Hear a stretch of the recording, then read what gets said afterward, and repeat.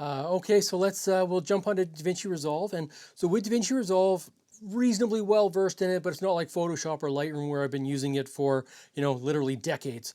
And like Photoshop, Davinci Resolve, there's 101 ways to do everything. So I'll go through and talk about how I do this. You might have a different way of doing it. I'm sure if you go on YouTube, there's literally, like I say, there's literally 100 ways you can do every single thing on here. But I figure by just having a little walkthrough, and I'll go through my process from how I get the videos into Davinci Resolve and then kind of set it up in the media page to kind of get my frame rates organized so that when I put them onto the timeline, I kind of have an idea of what I'm working with. If you have a dual monitor setup, Davinci Resolve really, really works well with dual monitors. I actually have 4 monitors set up, and it works even better that way.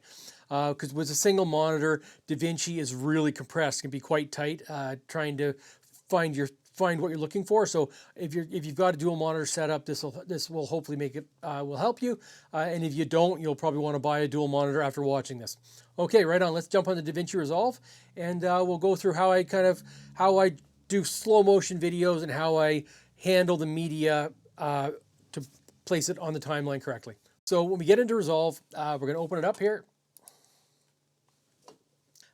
As I said, I use a multi-monitor setup for Resolve, and we will talk about which is going to be my main monitor. So my main monitor will be my edit page, and that's where I do the timeline and all the adjustments. And then the secondary monitor will be my left monitor. So I got my main monitor in front, and my left monitor will be kind of the secondary monitor. So what we'll do from a recording standpoint, I'll say whether it's on the secondary or the primary monitor, and that way you know which monitor we're looking at as we're going through it. So we've got a new project, Davinci Slow-Mo. So first off, we're going to click on the media page here. So with the media page, swap here. So now we're looking at the secondary. So looking at the left-hand monitor here when you're in the media page. So what we're going to do, I've got some clips that I want to put in here from Windows Explorer. So basically you're going to shift click, and we're going to drag them all over onto the media page. So this is a really important thing. So when you open up Davinci Resolve, depending on what frame rates you've selected before, your project frame rate's either going to be 29.97 or 23.97, depending on what settings you've used. For me, this video will be recorded because I record myself. Any video I'm doing tutorial-wise will be at 23.97. If I was just doing a wildlife video that didn't involve me being in it, I would record it at 29.97. But for this one, this is a very important thing here, because all of the video clips that I've selected, I've got 29.97 up to 119, 120 frames per second. And so when I drag those video clips into Davinci Resolve, you don't want Davinci Resolve to make changes. And what this means here, if you click the change button, it will change all of the frame rates on those videos you're dragging into Resolve to your timeline or your project frame rate. So basically, right now, I think it said everything will be changed to 24 frames per second. And you don't want that, because then you have less options to how you want to utilize that footage after the fact. So it's very important. You want to click Don't Change. And when you click Don't Change, that means that now all of these clips are now in their native frame rate, the frame rate they were filmed at. So it's very important. That way you can slow down some clips you can play back at real time. It gives you some options of how you want to manage those clips.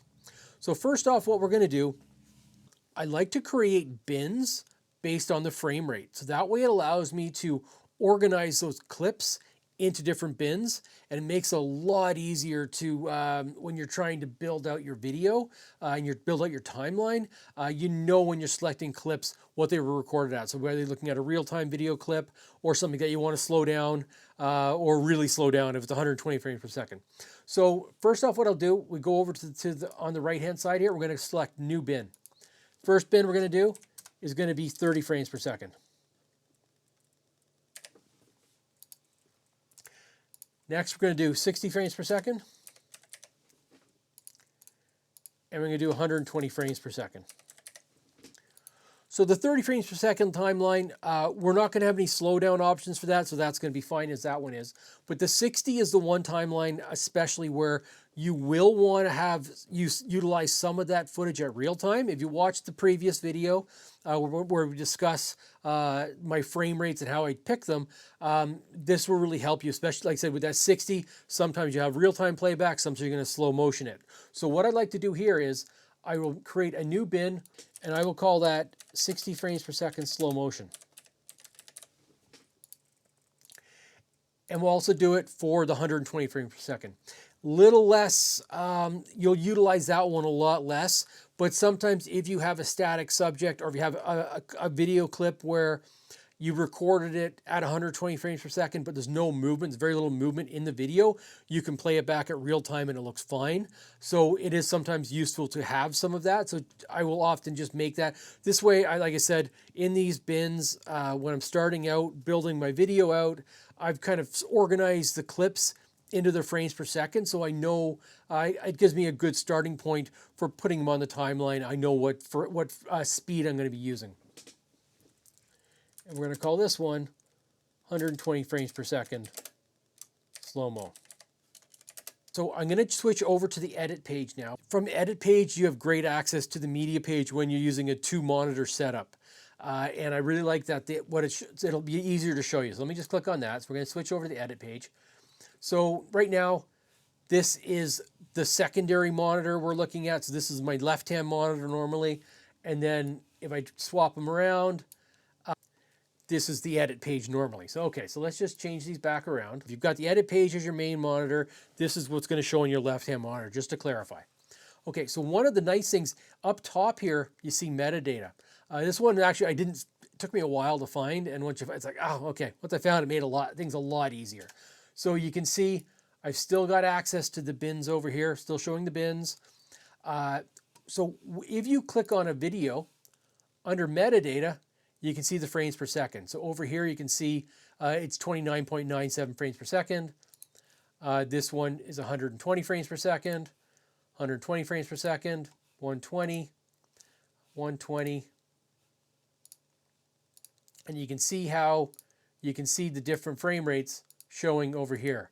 And we've got some 60 frames per second clips. Basically what we're going to do is we're going to duplicate the clips, and then we're going to have one will go into the regular speed bin and then one into the slow motion bin.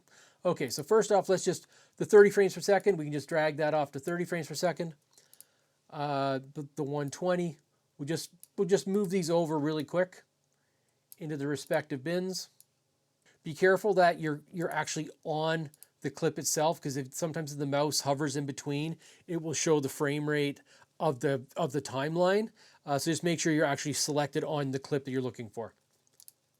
Be aware when you're dragging things over, it'll bounce the bin you're dragging it to the bottom. So the bin's not in the same place every time you're dragging it over. Just be aware. A lot of times, it'll be the top bin. You drag it over, you go to move another clip to it, and that bin is now at the bottom. Just so you're aware of that, it does move that around.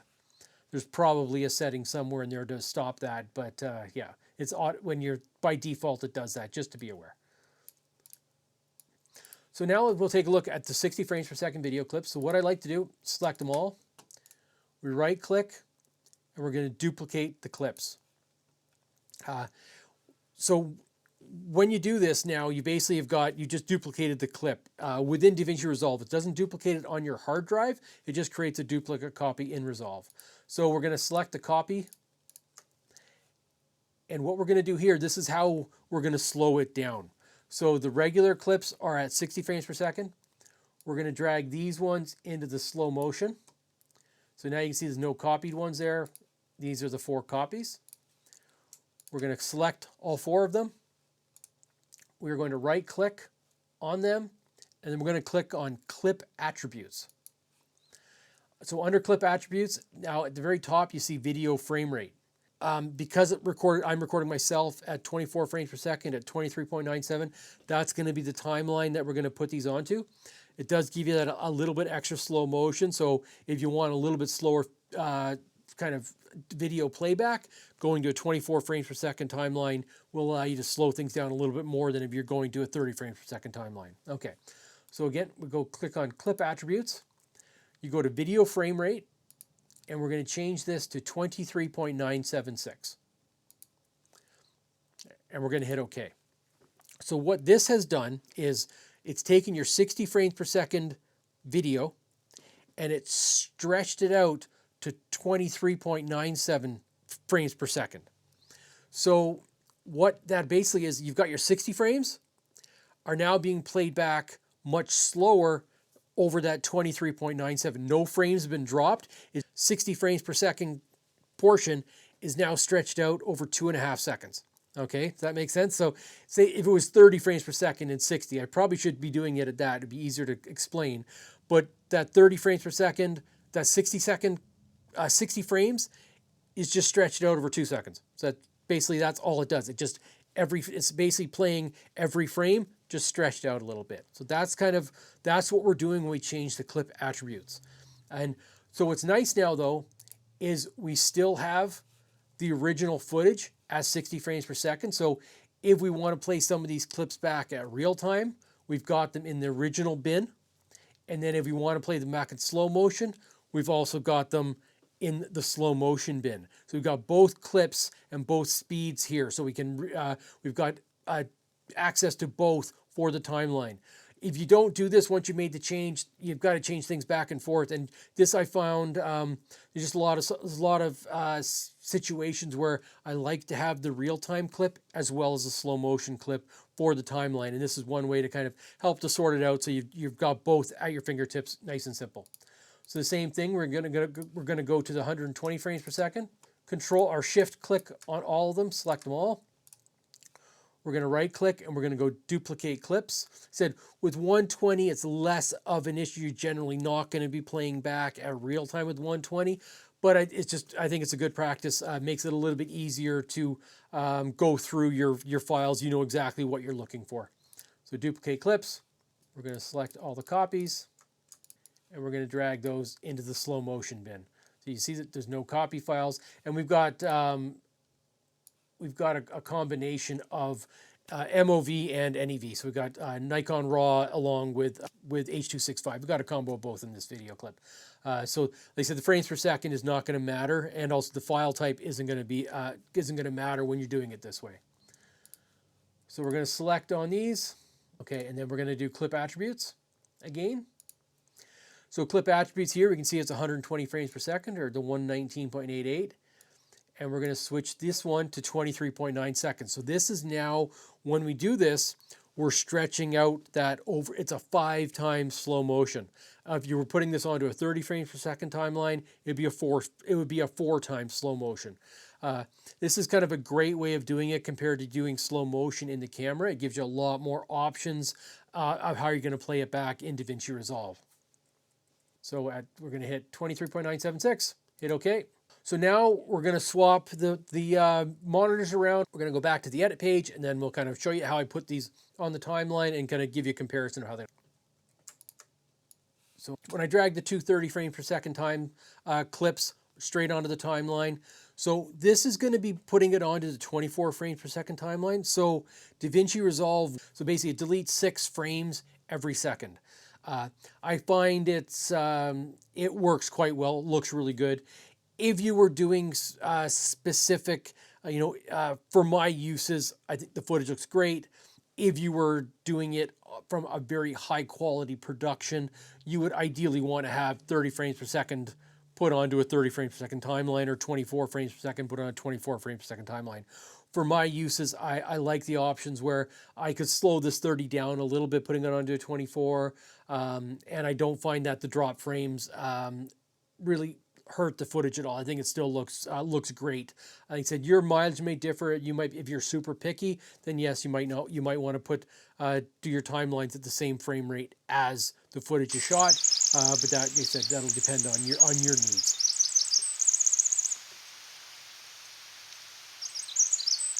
Plays back great, real time with audio, and that's the most important thing here. Is that when you're shooting in these frame rates, you're getting audio that's synced up with your footage. So you'll see the audio down below here. is synced up full width with the clip. Okay, so now let's have a look at the 60 frames per second clip here. Let's put a couple of these on here. So with the 60 frames per second, the nice thing is, again, you can just play this back at full speed. So you'll notice on these clips here, you'll see how the audio syncs up with the length of the video clip. We'll touch on color correcting for raw video. I'll do kind of a full raw workflow in an upcoming video. And again, like I said, anything with Davinci Resolve, there's a million ways to do it. And that's one of the hardest parts of learning a program like this, just like Photoshop. It's so involved. So it's take everything, there's always going to be what some people will consider a better way of doing things. This is just my workflow. I'm just sharing it because it works for me, and it might hopefully will work for you as well. Okay, so with this clip here, hit play, and this is 60 frames per second, played back on a 24 frames per second timeline. And it looks excellent. Again, shot on a tripod, so it's nice and stable. You get the leaves moving, little barred owl bouncing around real time, and it looks great. Works no problem. So now what we're going to do is give you an example here. So we'll go to the slow motion bin. So we'll select that video from the slow motion bin, and we will insert that selected clip to the timeline. So you notice now how it's 2.5 times the length. So this clip and this clip are the same clip. The audio only stretches halfway through the clip. And this is the one thing when you are slowing down the footage, you do lose the audio through the second part of the clip. So something to be really aware of. What you can often do is that, like with this guy here where he's bouncing around, he walks off frame. If you look at the real footage here, he walks off frame at about the halfway point. So chances are that you could use this audio and it will cover most of the clip that you're going to put on your timeline. And then you could also duplicate the audio over it, as long as it's not a call. If it's just ambient noise in the background, you can just kind of stretch that audio over, just basically copy and paste it on the audio timeline to kind of cover the slow motion part of the clip.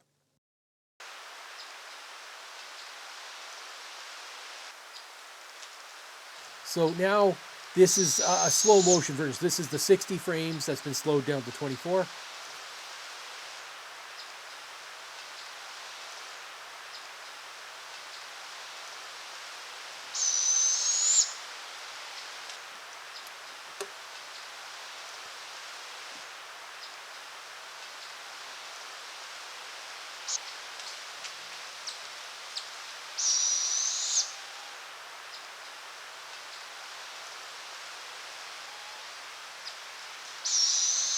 So you can see how that slow motion footage, especially if you just take the head bob, you can, it looks kind of cool.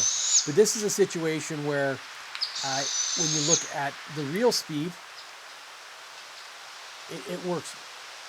it works really well too. So this is why I like to have both of the frame rates in the media bins, because depending on what I'm doing with the footage, you might want to utilize one or the other. And by having them split up, a lot of times when you're putting this footage into Davinci Resolve, you haven't looked at it. You get home from a shoot, you're going to make a video, you're dragging it all over and you haven't gone through any of it. So by organizing it into the bins right away and duplicating the clips and having the different frame rates available to you, it really just gives you a lot more options as you're building out the video. And like I said, that slow motion it's just really nice to have at your fingertips. Where this clip, because it was on a tripod, nice and stable, the real time might just work, and you might just put all that 60 frames per second and put it all on real time with real time audio, and that works for this sort of setting.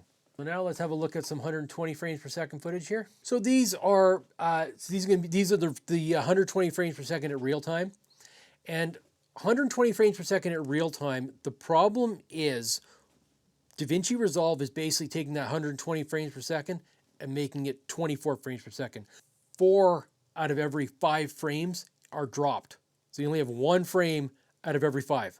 That's the problem with just dragging it onto a timeline at real time. If you don't have a lot of movement between frames, it looks fine. If you've got a lot of movement, what happens is you go from one frame, you're dropping 4 frames, and then you get to the next.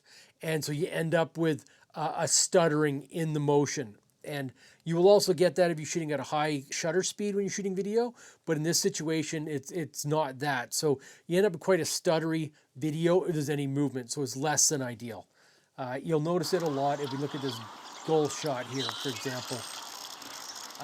There's just tons of movement and the wing beats get missed. So it's not ideal compared to slow motion. With these ones here, lots of motion. You can also use lots of camera motion. And that's one of the beautiful things with slow motion. It'll help to eliminate a lot of that movement. And this one is handheld, laying down. So there's lots of movement trying to keep tracking on the merganser. And this is where slow motion kind of smooths all that out. Okay, so let's have a look at these. Grab the slow motion clips. So right away you'll notice there's a lot more footage to work with because it's been extended out. And then you also can see here how the audio is much shorter. You're not even at the halfway point. You're down at 1/5. So you only have audio for a fifth. So if you're shooting a lot of slow motion, what I like to do, I'll use my Rode wireless mics and I'll plug them into a shotgun mic that I'll kind of hit record on when I get to the scene and basically just record footage throughout, and we'll have a nice easy audio that we can drop onto the timeline, and we can we'll have more than enough audio then compared to just when you're recording the slow motion footage. This is kind of really neat. So you'll notice right away that as we slow it down, much less camera motion. It's still there, but it's much less pronounced. This is pretty cool footage where there's a mayfly coming up to this merganser.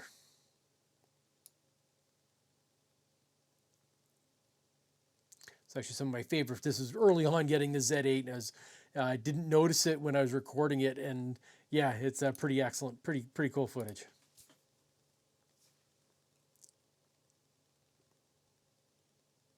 And then this goal.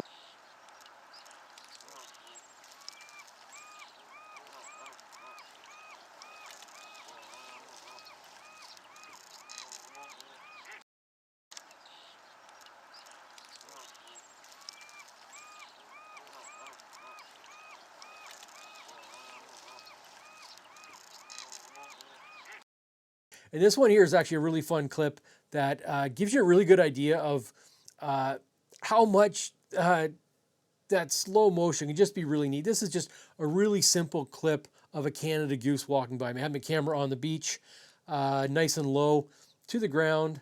And actually something that, given some of the craziness right now with bird flu floating around, I'm actually not going to be laying on the beach anytime soon, especially when you're dealing with a lot of waterfowl around. Just something to keep in mind. Right now, there's just a high prevalence of it with the migration going through and everything else, that you might just want to take note of that and just be careful if you are going to be doing any low-angle photography. But this one, when you slow this footage down, it just, I don't know, it kind of reminds me of Jurassic Park. It's kind of neat.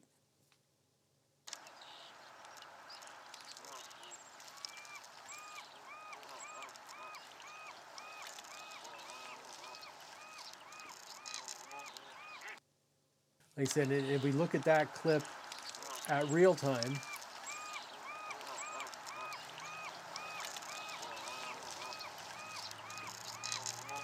not nearly the same sort of footage. And this is, like I said, the slow motion, obviously you can overdo slow motion. You don't want your entire video to be slow motion in a lot of situations. But by having those slow motion clips, so recording at a high frame rate,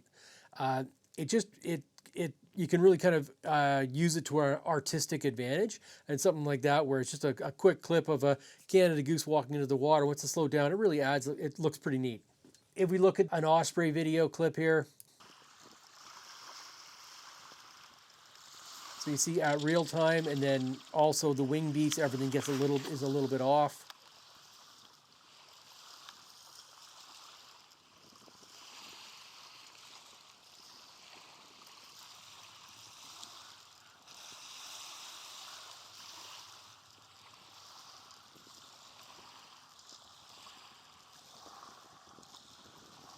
when you compare that to the slowed down version, you can see how much longer the clip is. So that's the unslowed down, then slowed down here.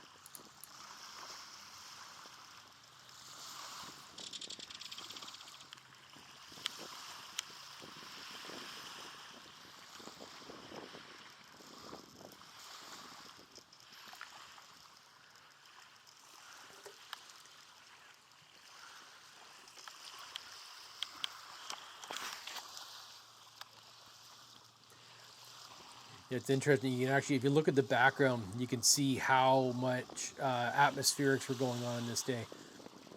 So the camera's struggling a little bit with the autofocus. Obviously, we've got a background going onto the water, which is always a tough situation for any camera. But you can see how much of motion of the background with the atmospherics is going on. So that really autofocus really struggles in those situations as well. Just less contrast on your subject because of it.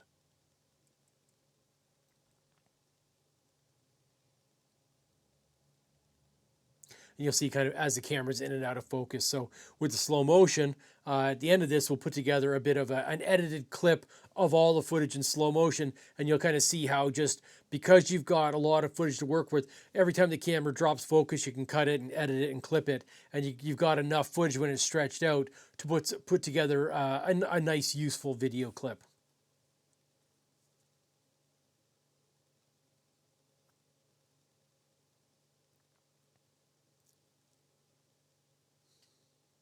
And from there, so now you've got, that's kind of how I slow down the footage. You've got different options with speed change, different things that you can do.